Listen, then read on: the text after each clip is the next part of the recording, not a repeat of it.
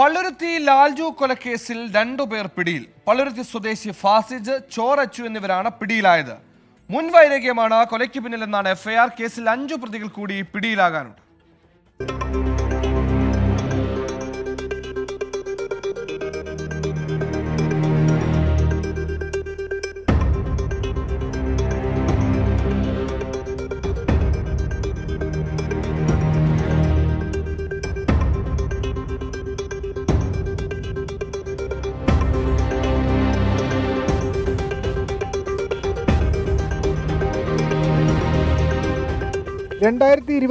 കുമ്പളങ്ങിയിലുണ്ടായ ലാസർ കൊലക്കേസിലെ പ്രതിയായ ലാൽജുവുമായി ഫാസിജിനും സംഘത്തിനും മുൻവൈരാഗ്യമുണ്ടായിരുന്നു.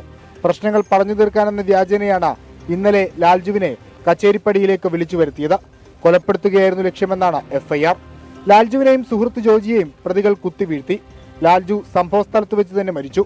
ഗുരുതര പരിക്കേറ്റ ജോജി അപകടനില തരണം ചെയ്തിട്ടുണ്ട്.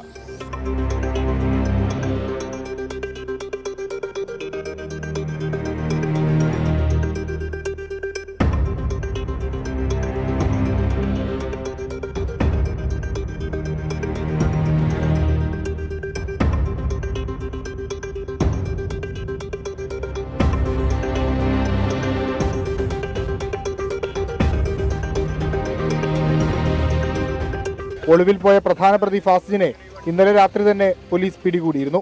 ഇന്ന് പുലർച്ചെയാണ് രണ്ടാം പ്രതി ചോറച്ചുവിനെ കസ്റ്റഡിയിലെടുത്തത്. ഇനിയും 5 പേർ കൂടി പിടിയിലാകാനുണ്ട്. ഇവർക്കായി അന്വേഷണം അയൽ ജില്ലകളിലേക്കും വ്യാപിപ്പിച്ചു. പോസ്റ്റ്മോർട്ടത്തിന് ശേഷം ലാൽജുവിന്റെ മൃതദേഹം ബന്ധുക്കൾക്ക് വിട്ടു നൽകും. 24 കൊച്ചി.